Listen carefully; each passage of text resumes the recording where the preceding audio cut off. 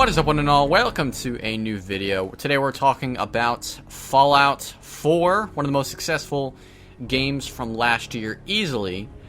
This isn't just your normal thoughts on video, though, because today I'm joined by a good friend of mine, my partner in crime, and a YouTuber some of you may know. His name is... that's me. Yeah, I that's am you. LibertyBaller.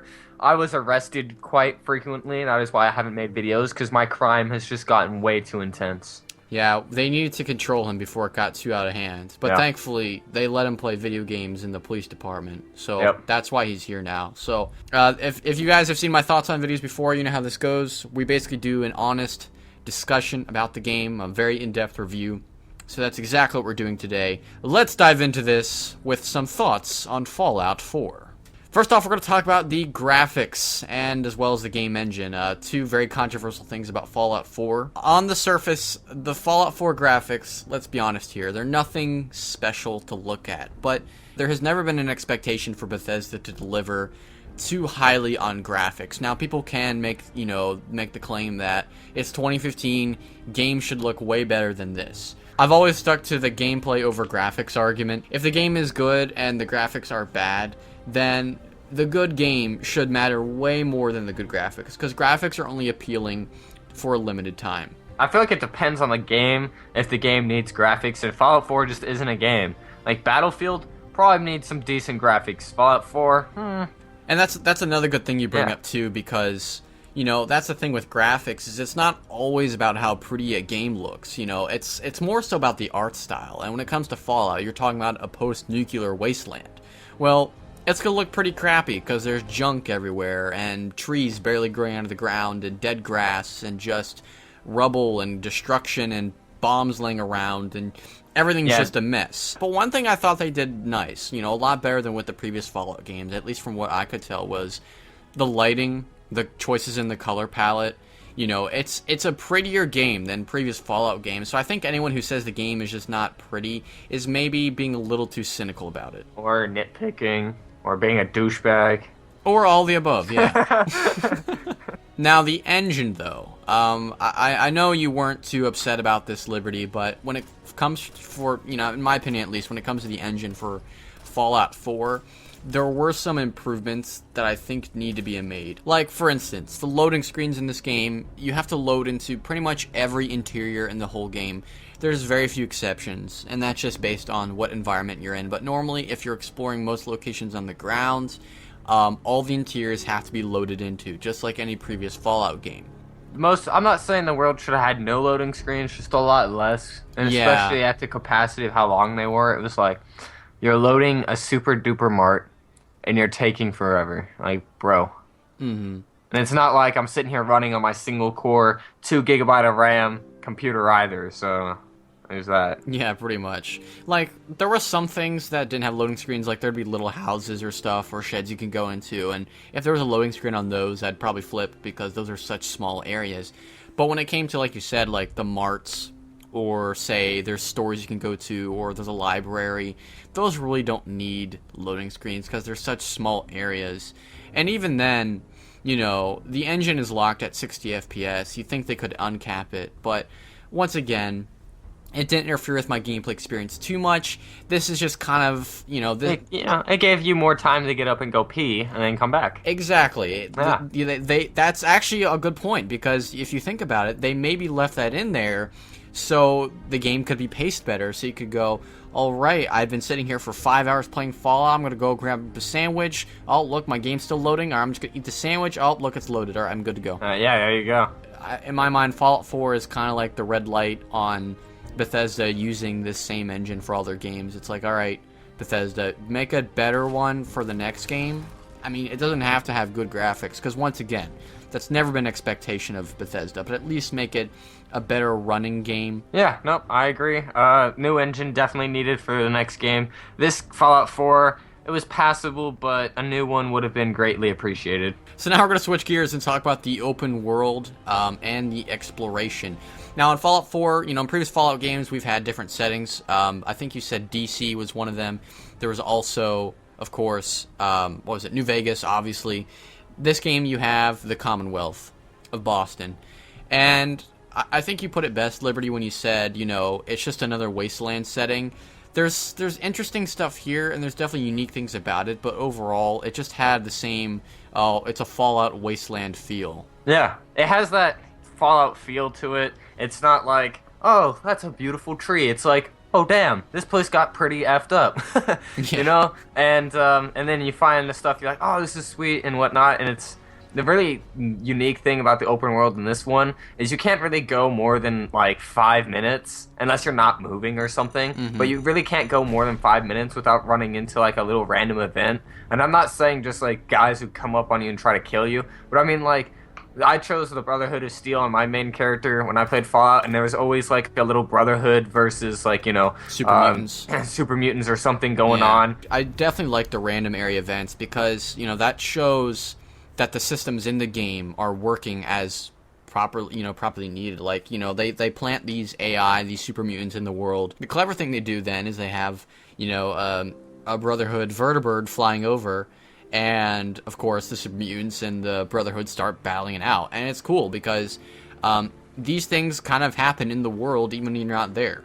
Yep. And sometimes you do discover them. So it definitely makes the world feel more lively. You can't go more than 5 minutes, 5 feet, whatever, without finding something cool or interesting. I'm not just saying look on the map and go, oh, there's a bunch of icons over here, maybe I should check this out. No, actually in the world, if you walk around, a lot of it is kind of uniquely crafted. Like some of the towns and areas have unique locations in them.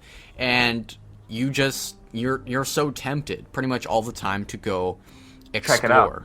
Yeah, to find some unique stuff, like a few of the bobbleheads, and if you did the special guns, and magazines, if you tried checking those out, not all the places you had to go to have locations. You just kind of have to stumble upon them when you do. Yeah, I like how you brought that up because Fallout does have collectibles, but it's not like in an Ubisoft game where it's like, oh, you found one of 380 Animus fragments, collect them all and get nothing except cheats in a menu. In Fallout, they're not easy to find. I mean, not particularly. It's not easy to find all of them, but it's so helpful when you do find them because they give bonuses to your charisma, your intelligence, your strength, stuff like that when you find these bobbleheads, or you find the comic books or magazines, which give bonuses to different skills or perks that you have. At no point was I really ever bored exploring the world. In fact, 40 hours in, I'm still, I feel like a kid on Christmas Day. It's like, oh, I got this to look at, I got this to go to, I can go do this, I can go see this. It's just an entire world that begs to be explored, and I won't say that every location is particularly interesting or exciting to go to, but that sense of exploration and that sense of, what is this, never assails you or never leaves you while you're playing Fallout 4. I guess now we're going to talk about the story. Liberty, you've played the previous Fallout games. It's pretty cut and dry, most of the previous ones. So yeah, and how do you think Fallout 4, if it does at all, improves upon that? And was it a good story in general? I feel like Fallout 4 didn't really improve upon it, actually. The only thing that really improved upon is the choices you can take during the story. You can choose different sides. It's not like... the other two, you kind of just get forced into how the story's gonna end. Like, there's a little bit of difference. Like in Fallout New Vegas, there's a little bit on how you can end it, but it's not like majorly different in any way. The actual story, going up to it's pretty cut and dry. It's kind of predictable. It's predictable. So at the very least, a story in any game, an open world game, if it's not going to be great or very good, then at the very least, it should just guide me through the world. It should say, hey, go here, and while you're going here, do these things along the way. Then go here, and while you're going here, we're going to put these things along the way to distract you. It should basically just kind of guide me through the world. And even if what I'm doing is not that interesting or exciting, because there were some things about the story I thought were, oh, that's cool, or that's different than any of the quests I've done. It never really was that interesting. I mean, you're a vault survivor looking for your son, and that's just about as cut and dry as you can get. I mean, it's people are complaining it's almost like Fallout 3, where you're a son looking for your dad. Yeah. So, and I can imagine the similarities there, but in my mind, it's not a story that's going to get any kind of recognition, which I'm not bothered by because it doesn't really interfere with my adventure. I think Bethesda in the future, though, I think their number one priority, besides making a new engine, should be to get new writers, because they have the opportunity to tell some really awesome open world stories. They have yet to really do that. You know, I like how the dialogue tree was implemented. It's a great idea, I think. I always loved the dialogue tree in other games, but I think my problem with it here is that it didn't always... It more often gave you the illusion of choice than an actual choice in conversations. Like, I remember watching some videos on the same cutscene in the game. You know, all 4 videos answered it in a different way, but there's only 2 different results. And that usually comes down to yes or no. And like you said as well, there's the factions. You know, Fallout, Elder Scrolls, Bethesda games always have these factions in them. There's some good factions in this game, but they're just not, you know, you can kind of just max out all the factions you want without any kind of consequences until the very end of the game, basically. Yep. That too. And some of the factions seem rushed, like they just didn't get developed all the way through. And there's nothing as a player you can do about it. It's just how it is. Like the Minutemen in particular, you just get stuck with the same...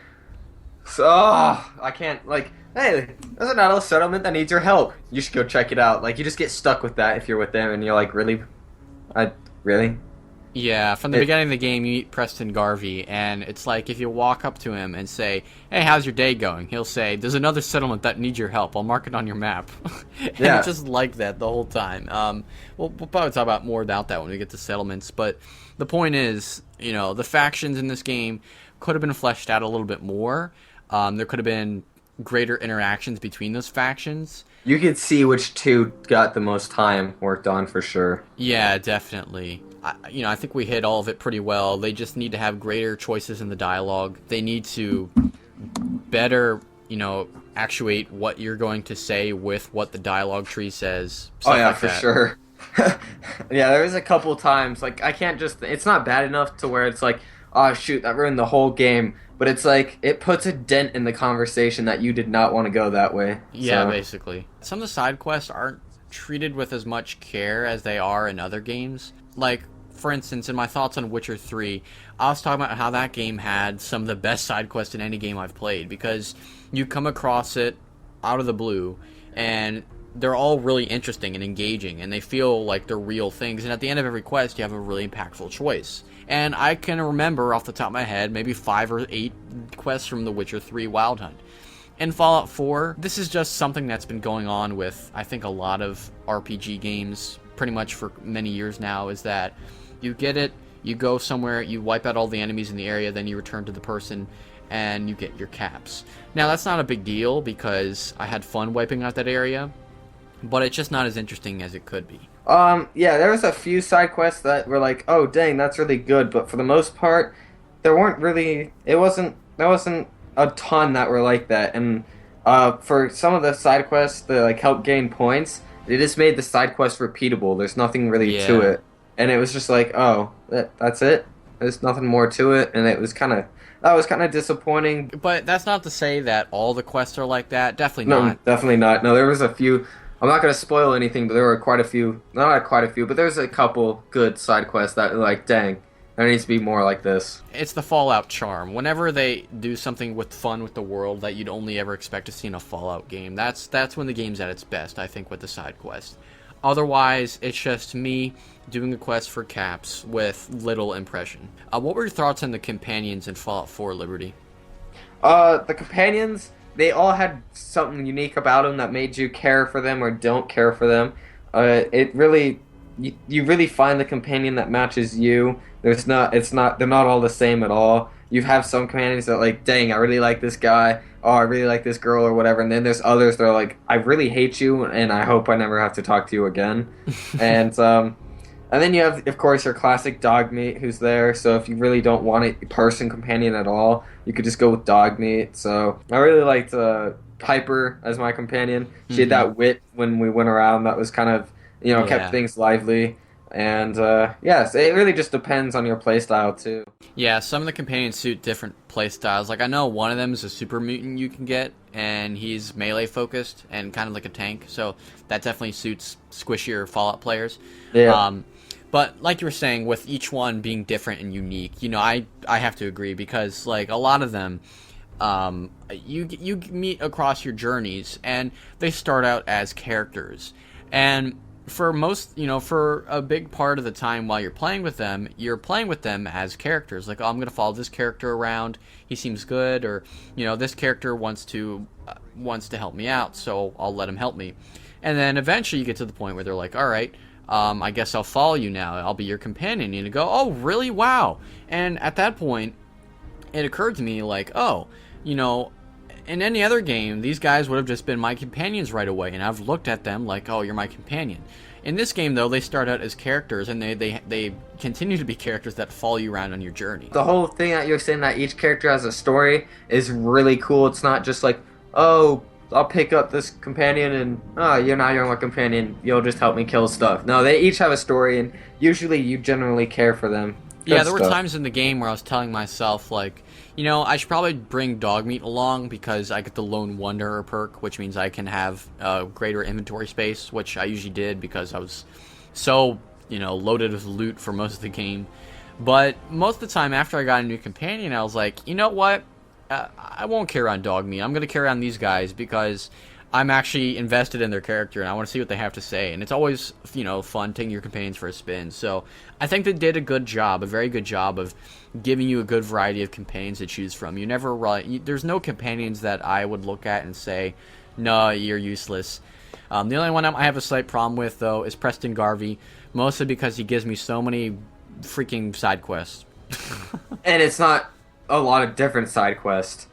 It's just one side quest.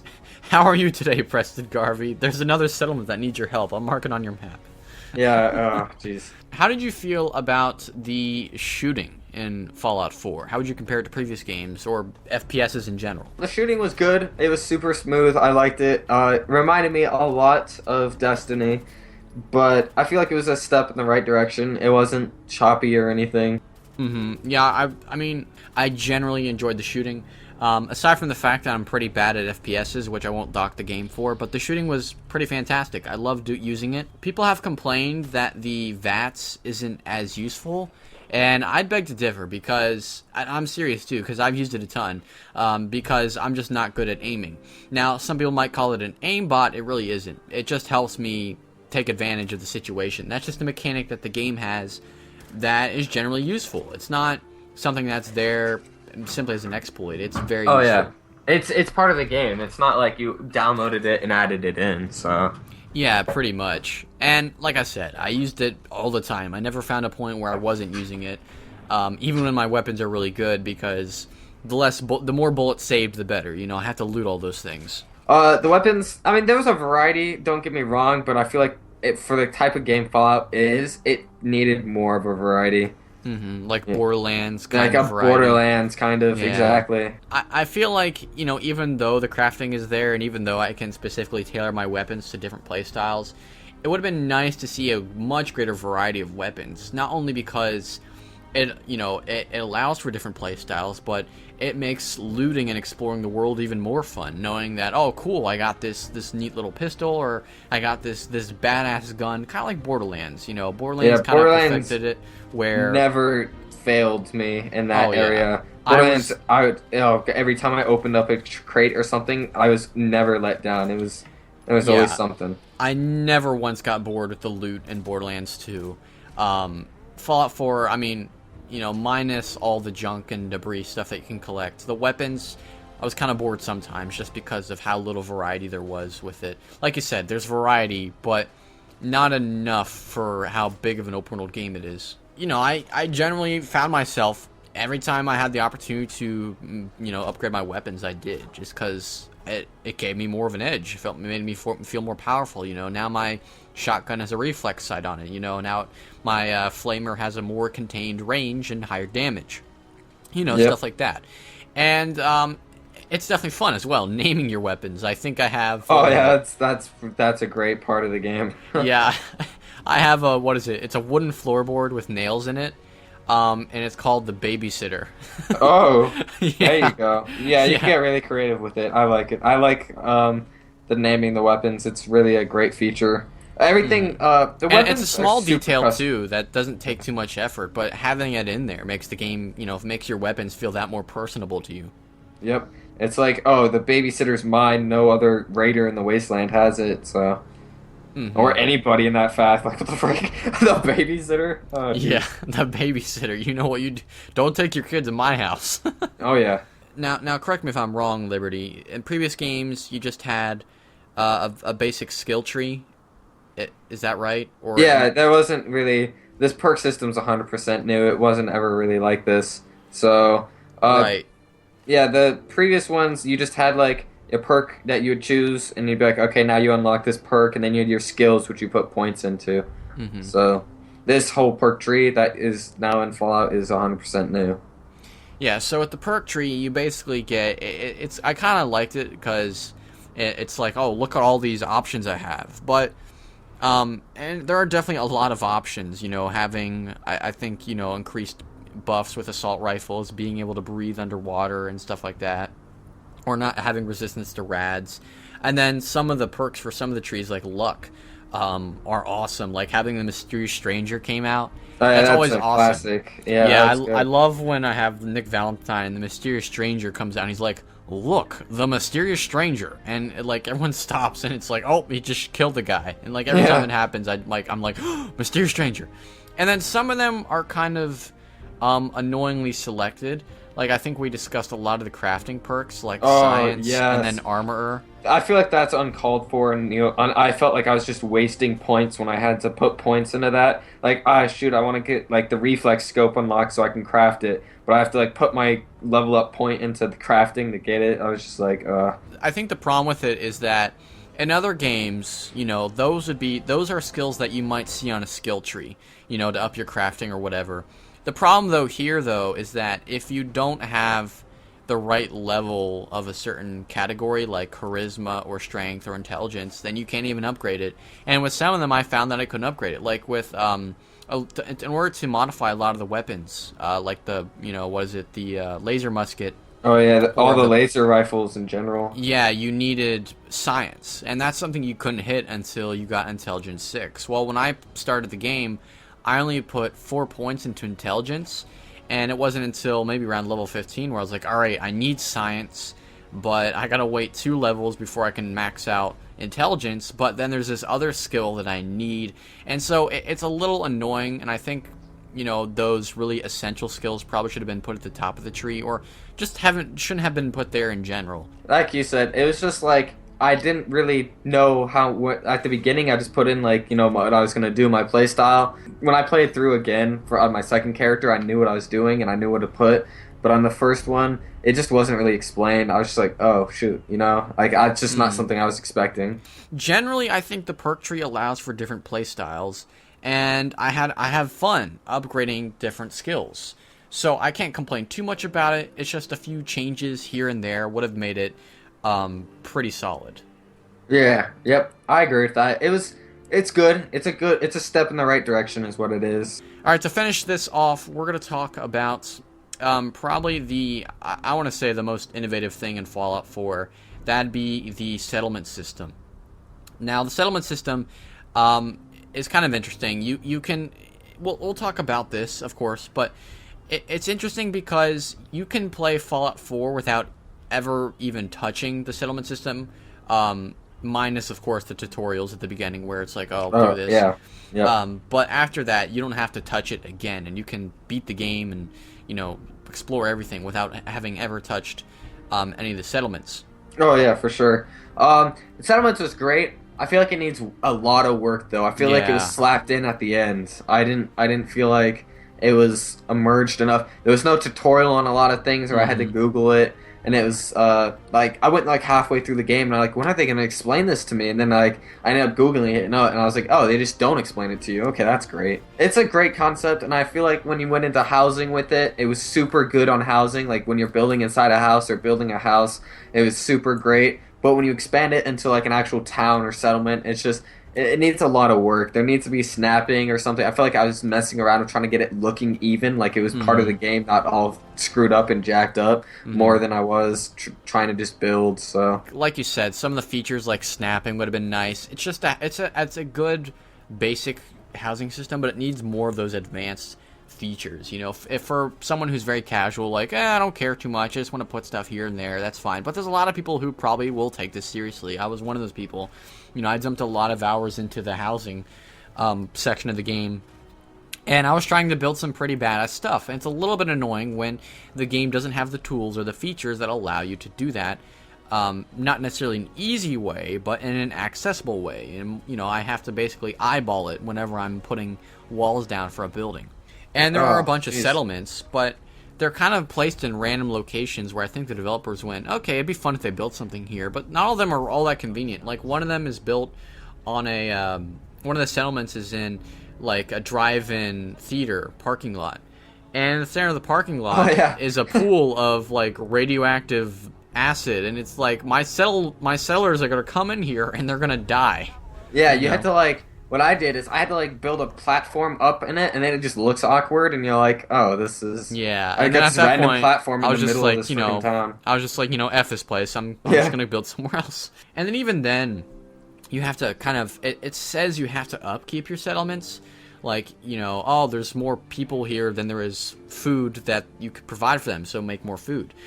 There's no penalty for never doing that, so... I mean, sure, you're going to stop getting settlers, but none of them are going to die, Yeah, and then they just say, and the only penalty is the annoying, when you come into the town, they're like, I'm hungry.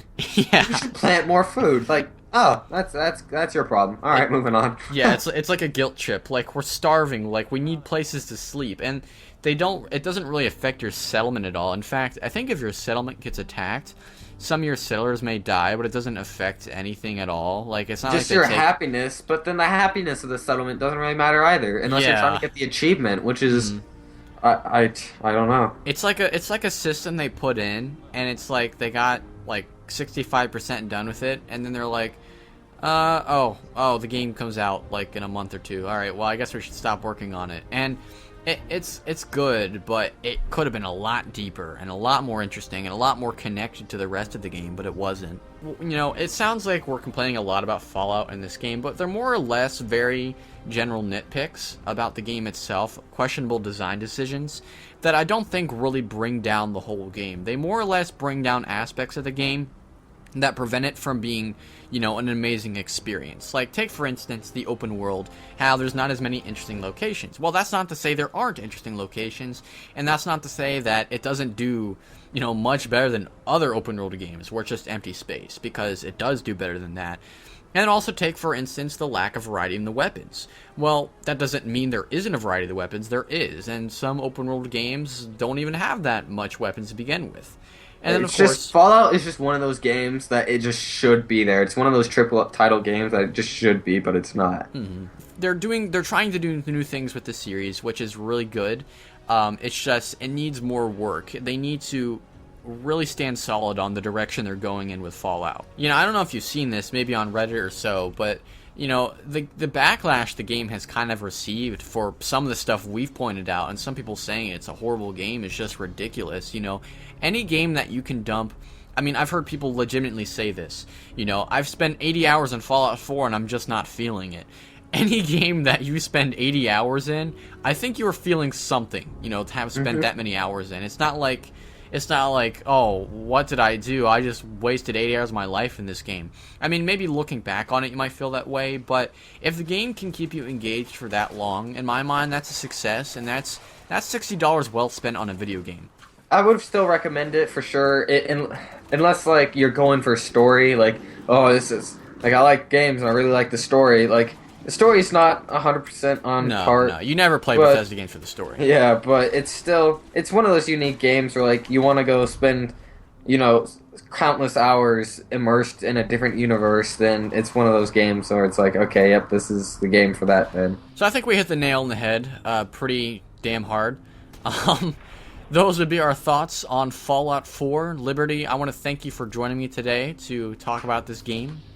Oh yeah, no, thanks for having me. I've quite enjoyed all the conversation, and quite some valid points. It was good conversation. Mm-hmm. Next up on the channel, you should be seeing my best games of 2015. I've been working on that. I've finished the script for that. I've been collecting some clips for that. You should see that before the end of the month, and then hopefully also before the end of the month, at least before February. that would be before the end of the month. Hopefully sometime early February, you will see my most anticipated games for 2016. So I want to thank you all for watching once again, and we will be seeing you all later. Boy.